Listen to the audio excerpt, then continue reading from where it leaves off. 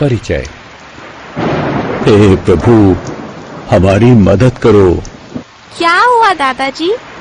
आप इतनी उदास क्यों लग रहे हो? अरे बच्चों, पृथ्वी पर तूफान और चक्रवात बराबर आते रहते हैं और चारों तरफ तबाही मचाते हैं। अच्छा मुझे बताओ, क्या तुम चक्रवात के बारे में जानते हो? नहीं दादाजी, ये क्या होता है? चक्रवात असल में तूफान होते हैं जो तेज बहती हवाओं के कारण सागर में उत्पन्न होते हैं। दादाजी, क्या वे हमारे जीवन के लिए बहुत खतरनाक होते हैं?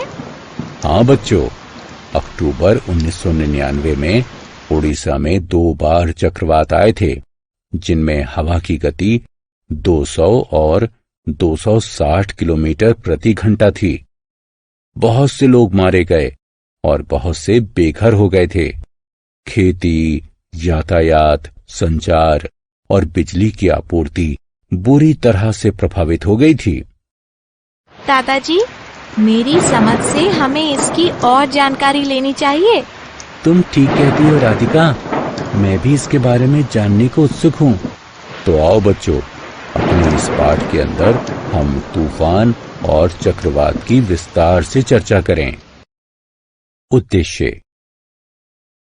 इस पाठ के अंत में आप निम्न करने में सक्षम हो जाएंगे: हवा को परिभाषित करना, वायुदाब की व्याख्या करना, हमारे दैनिक जीवन में वायुदाब के उपयोग को समझना, दुनिया भर में पवन के संचार को समझना, मॉनसूनी पवन, तड़ित झंझा यानी गरज के साथ बरसात, चक्रवात और बवंडर यानी टॉर्नेडो की व्याख्या करना, चक्रवातों और उन पर नियंत्रण के लिए सुरक्षा के उपायों पर चर्चा करना। पवन क्या है? अंकित एक पतंग उड़ाने की कोशिश कर रहा है, किंतु पतंग उड़ नहीं रही है। उसे क्या करना चाहिए? ये बहुत आसान है। उसे पवन की दिशा में पतंग उड़ानी चाहिए। बहती हवा पतंग को आसमान में चढ़ने में सहायता करती है। हम इस बहती हवा को ही पवन कहते हैं। अब प्रश्न उठता है कि पवन के बहने का कारण क्या है? तो सुनो, ये हमारे वायुमंडल में वायु के दाब में आने वाले अंतरों के कारण बहती है। पवन दाब डालती है। आपने कभी सोचा है हमारे फेफड़े सांस कैसे खींचते हैं? तो सुने, ये वायु का दाब ही है जो वायु को हमारे फेफड़ों में पहुंचाता है।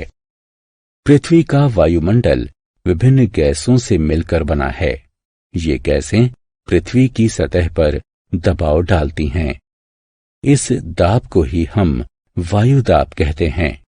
पृथ्वी का वायुमंडल 80 किलोमीटर तक गहरा है।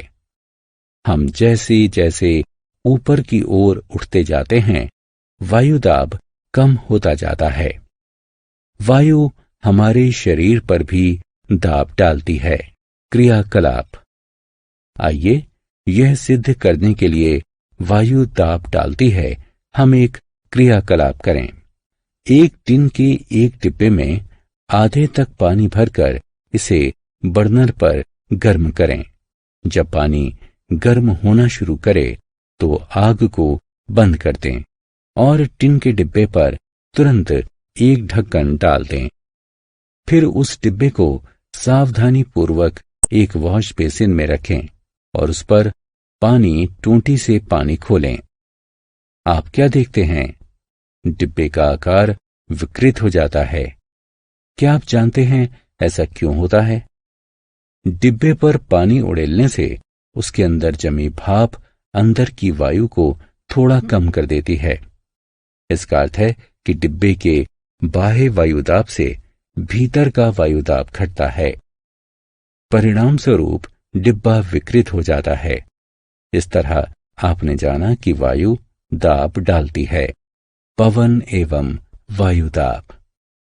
क्या आप जानते हैं कि तेज गति से बहती हवा घरों की कमजोर छतों को उड़ा सकती है? वायु के तेज गति से बहने के समय वायुदाब कम रहता है। आइए इसे एक क्रियाकलाप से समझें। कागज का एक टुकड़ा लें और इसे मरोड़कर एक गेंद बनाएं। अब शीशे की एक खाली बोतल लें और कागज की उस गेंद को इसके ठीक मुंह के अंदर रख दें। गेंद पर फूंक मार दें। इसे अंदर ढकेलने का प्रयास करें और अब गौर से देखें, कागज की ये गेंद बोतल के भीतर नहीं जा रही। क्या आप जानते हैं कि ऐसा क्यों हुआ? वास्तव में जब हम बोतल के मुंह में फूंक मारते हैं तो मुंह के आसपास की वायु की गति तेज होती है। इससे वहां के दाब में कमी आ जाती है। बोतल के भीतर का वायुदाब उसके नजदीक के वायुदाब से ज्यादा होता है। जब हम गेंद को भीतर ले जाने के लिए उस पर फूंक मारते हैं तो बोतल के भीतर की वायु गेंद को बाहर धकेलती है। इस तरह बच्चों, हमने जाना कि वायु के तेज गति से बहने के समय वायुदाब कम रहता है। गर्म होने पर वायु फैलती है। क्या आप बता सकते हैं कि धुआं हमेशा ऊपर ही क्यों उठता है? आइए एक साधारण क्रियाकलाप से इसका उत्तर जानें। लकड़ी की एक छड़ी लें और इसके बीच में एक धागा बांधें। फिर कागज के समान आकार के 2 थैले लें और उन्हें लकड़ी की छड़ों के दोनों सिरों पर उल्टा लटकाएं। छड़ी को एक धागे से पकड़ें और एक थैले के नीचे एक मोमबत्ती जलाएं। हम देखते हैं कि दोनों थैलों का संतुलन गड़बड़ा जाता है। ऐसा इसलिए होता है क्योंकि गर्म वायु ऊपर की ओर उठती है। ये मोमबत्ती के ऊपर थैले को ढकेलती है।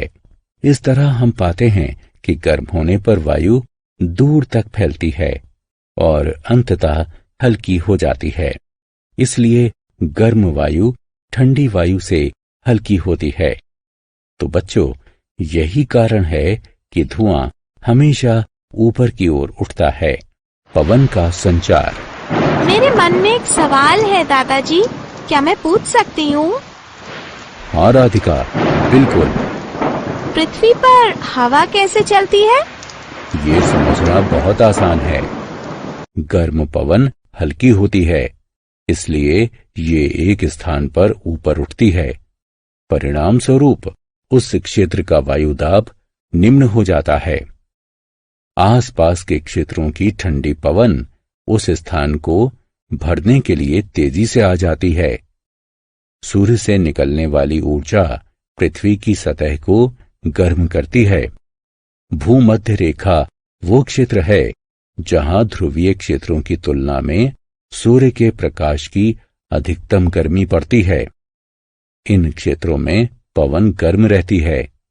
गर्म पवन ऊपर उठती है और ध्रुवीय क्षेत्रों से आने वाली हवा खाली क्षेत्र में प्रवेश कर उसे भर देती है। इस तरह ध्रुवों से गर्म देशांतरों तक वायु का संचार होता है। मानसूनी पवन। हम सभी को मानसून ऋतु के दौरान लंबी गर्मी से राहत मिलती है। आइए देखें कि ये मानसून आता कैसे है। गर्मी के मौसम के दौरान भूमध्य रेखा के करीब पृथ्वी तीव्रता से गर्म हो उठती है। सागरों में जल के तापक्रम की तुलना में पृथ्वी का तापक्रम ज्यादा होता है। गर्म पृथ्वी अपने ऊपर की वायु को गर्म कर देती है। परिणाम स्वरूप हल्की होने के कारण गर्म पवन ऊपर उठती और फैल जाती है। गर्म पृथ्वी अपने ऊपर की पवन को गर्म करती है। परिणाम स्वरूप हल्की होने के कारण गर्म पवन ऊपर उठती है और फैल जाती है। इसके फलस्वरूप पवन सागर से भूमि की ओर बहती है। इन हवाओं को हम मानसूनी हवा कहते हैं। मानसूनी पवन अपने साथ पानी लाती है, जिससे वर्षा होती है। तड़ित झंझार यानी गरज के साथ बरसात। क्या आप बता सकते हैं कि आकाश में बिजली कहां से आती है और कभी कभी बिजली पृथ्वी पर क्यों गिरती है। आइए इन प्रश्नों के उत्तर का पता करें।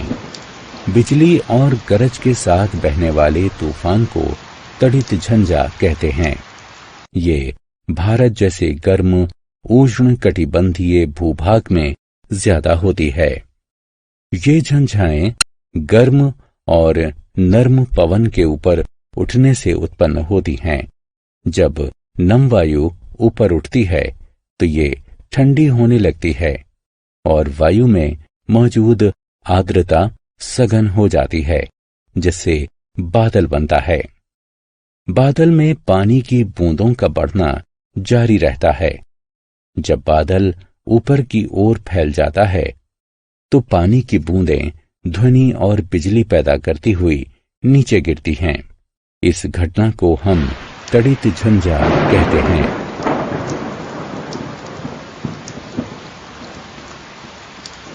चक्रवात। आपने चक्रवात के बारे में अवश्य सुना होगा। चक्रवात किसी निम्न वायु दाब के केंद्रीय क्षेत्र में तेजी से बहने वाली चक्कर काटती वायु के कारण उत्पन्न होने वाले घूमते हुए विशाल तूफान होते हैं।